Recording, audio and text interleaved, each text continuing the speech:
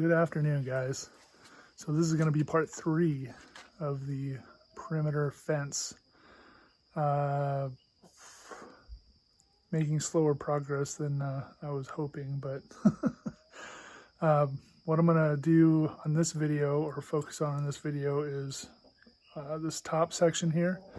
I'm going to get the cross post in there, and then I'm going to fence in around that top area and then open up the chicken run so that the chickens can get up there where all the grass and weeds and stuff are up there. And hopefully they don't eat the vetiver grass too much. If so, then I'll close it back up. So that's going to be this video, part 3 of the perimeter fence. Hopefully there will be more to it than just that, but we'll see how it goes. So thanks for watching. Thanks for tuning in. Please like and subscribe. All right. So just to give an update on where I left off on the last video. As you can see, I have all the T-posts in on this side all the way down. And I think the very end of the last video, I was just doing this first one just to show the process. Basically all that is just drilling a hole with my hammer drill, 1.5 inch bit, and then cutting the spade off the bottom of the T-post and then just pounding it in. And then all the clips, as you can see, all the clips are on all the way down. So this section of the fence is completely done. Minus, I guess, cutting those posts off whenever I figure out a height that I want to cut them all to. And I think I'm going to go back and actually cut some of these T-posts too. Most of them are close. There's a couple that are a little high. This second one right here, or first one I guess from this post, that's about where I would like them to be. So that's maybe 4 inches above the fence line. So like this one is easily, 8 inches above the fence line. So at some point I'll probably go back and I'll cut all those down as well, and then of course cut the post down too. So that's where we left off there. Right now I'm going to take a measurement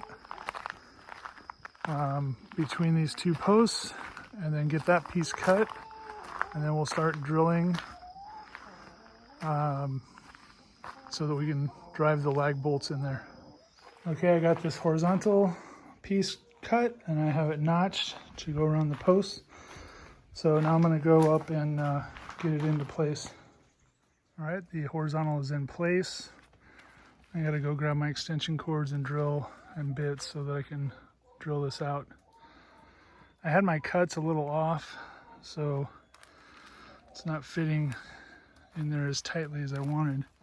This side's a little bit off, but once it's bolted together, it'll be fine.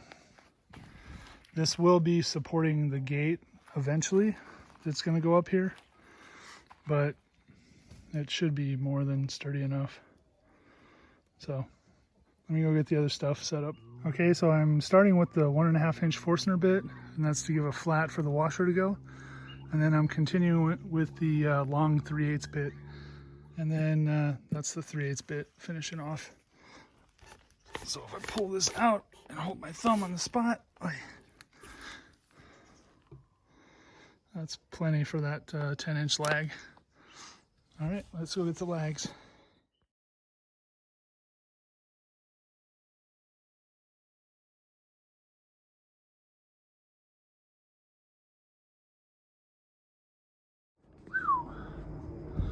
Glad that was in time lapse. That took forever. Okay, so anyway, that one's done. The legs are in. So now I guess it's going to be starting to run some fencing around there. And I got to take some measurements. I'm not sure if I'm going to use the hog fencing or if I have enough chicken wire left. I'm a little concerned with the hog fencing that I don't think the chickens will be able to get out, because the Australorps obviously are too big. They're not going to fit through any there. But the Wyandottes are still only about 4 months. They're getting bigger, but I don't know, I guess it probably still wouldn't go through there. So anyway, let me take some measurements. Okay, so I took a measurement and I think I'm gonna have enough of this chicken wire left. So from this T-post to the tree is about 15 feet. So basically what I'm gonna do is I'm gonna end up cutting this right here at the corner. And then this piece I'm gonna pull up to there where I'm gonna put a T-post in. And then from there, I'll be able to connect this new piece, pull it over here to this corner, and then back down to this corner. So that way it'll give me a full enclosure. I'm gonna have to see, because this hill kind of has like a sort of a dip, so I'm gonna have to look at that as far as making sure the chicken wire is all the way to the ground. But I can just do the same thing I did here where I just stacked rocks up against it. Hopefully I can get it pulled a little tighter. This end here is a little loose because it had kind of a weird wraparound from this edge to over there. So anyway, I'm gonna start setting that up, and then I may end up adding a T-post in here, I'm not sure. Definitely one in the corner over there, and then possibly back over there, but I think it'll be okay. I'll see how it stretches and how it looks. All right, so this section is about as tight as I'm gonna get it. It's a little wavy and it's a little low right here. So I may end up adding a little bit to the top there. I'm not sure. I gotta see how they do. And of course, it's starting to rain. So next thing I gotta do is measure 15 feet from that tree up to this corner and see where I'm gonna put my T-post. Everybody's heading inside. I guess I'll see if this rain passes. Then I'll go back and finish. All right, the T-post is pounded in, and I actually didn't have to drill that. I was able to just pound it in.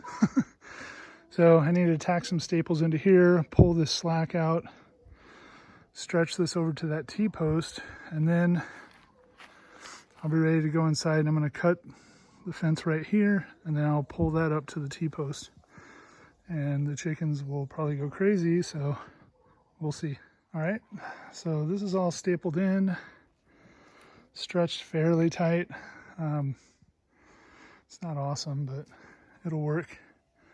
So this is not tied in yet. I just have it crimped, kind of squeezed around that T-post, because I'm gonna wait till I pull that corner up so that I can tie them together. Yeah, I think I'm ready to go cut that and then bring it up to here. When I actually move this, then I'm going to be taking all of these rocks that are here and then redistributing them along the bottom of the fence line on the new section of fencing. So let's go ahead and get this moved.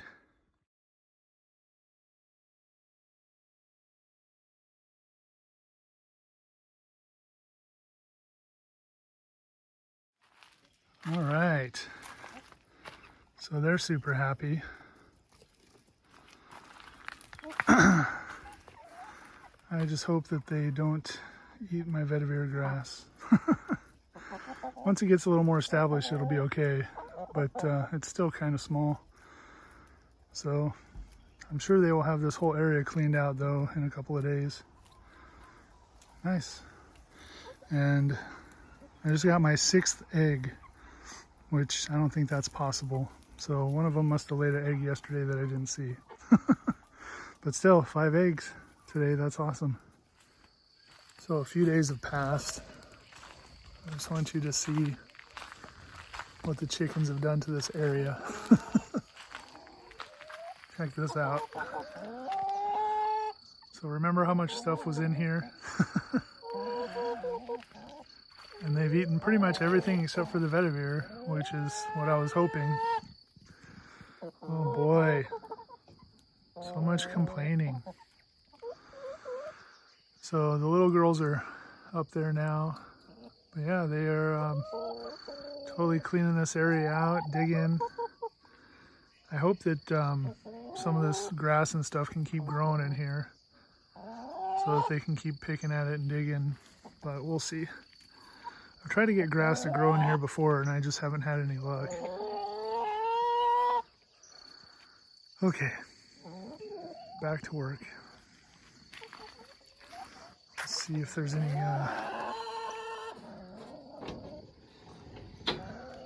nope. Alright, so the next thing I'm going to be working on is putting up the fencing on the left side of the driveway. I guess looking down the driveway, it's the left. If you were coming up the driveway, it'd be the right.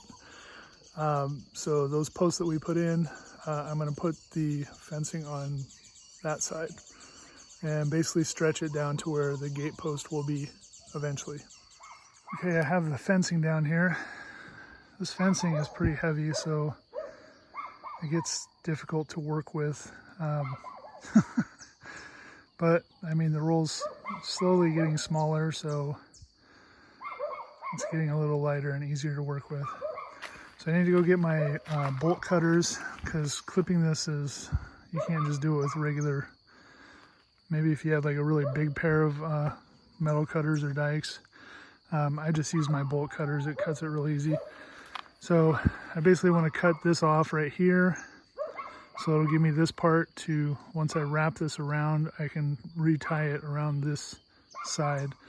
And the fence is going to go on the back side of this, so it's going to end up wrapping around this way. But just because the way it's coiled, I have it set like that right now. So let me go grab some tools, and then we'll get to work. Whew. Okay, so I got the fence down around the bottom post. I have it attached at the first post, which is of this H structure. It's attached on the back side. So now I need to go get my FJ and my come along and all that stuff so that I can start stretching this. Whee! Man, that thing's heavy. Whew. Okay. I have this section stretched and I have it pretty tight, but not super tight. Basically, I just want to get some tension here so I can attach it here.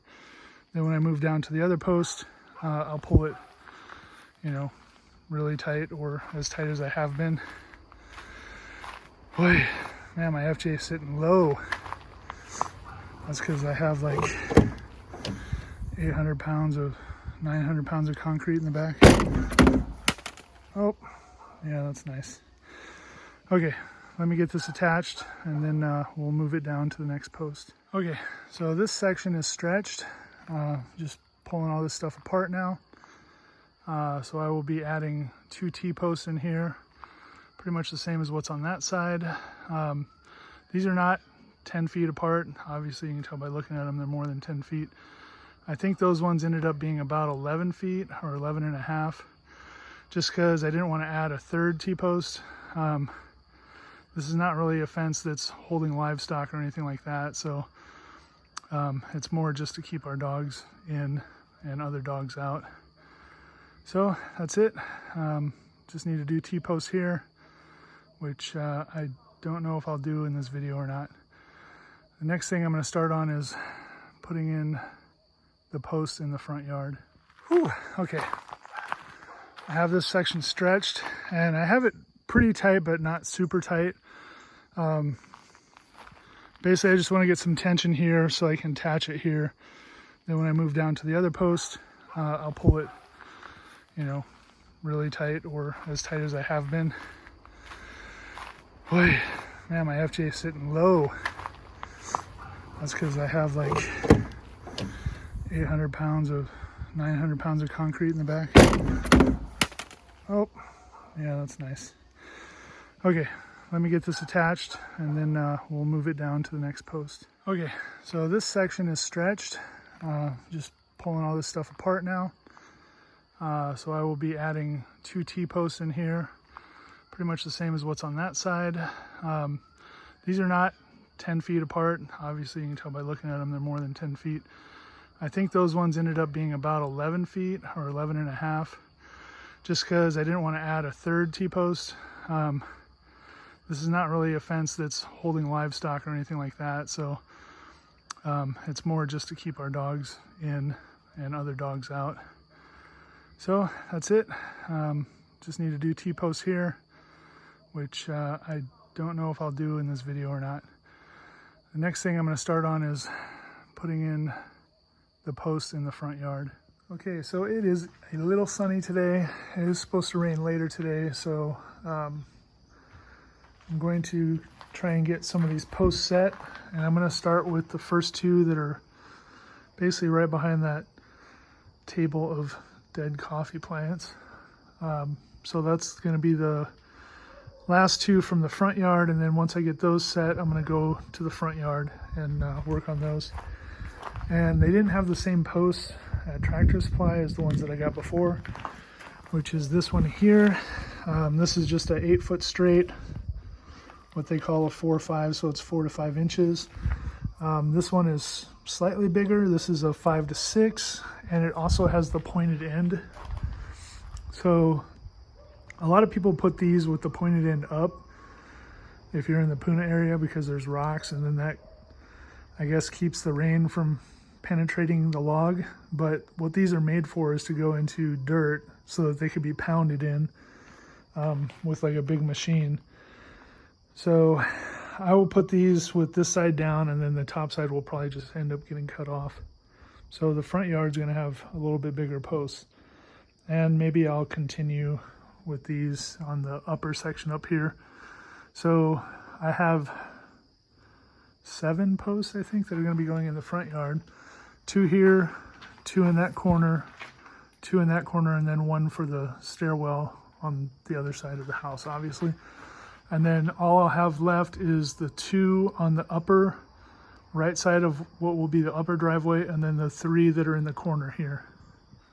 So getting close. Okay, so I have everything stationed, ready to go.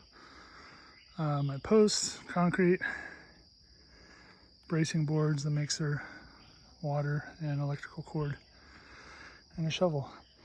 So let's get started on these two.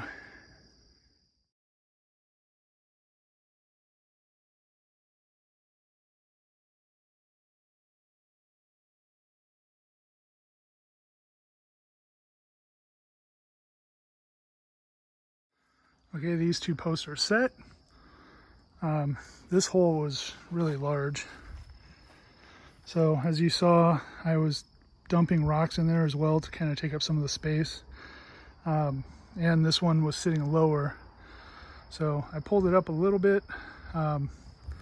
These will get cut off eventually. So the fence is 48 inches, so I'll probably end up cutting them off, you know, maybe 4 or 5 inches above that.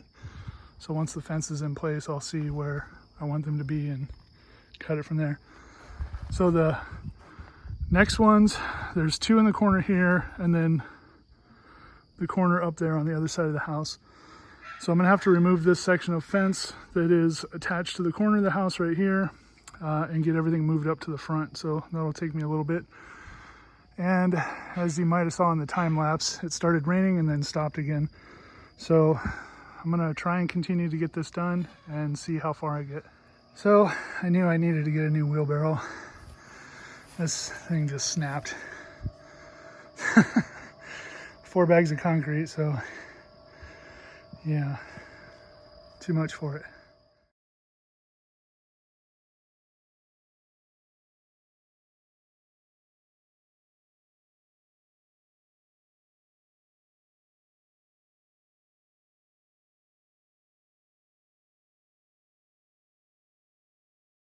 Okay, these 2 are done.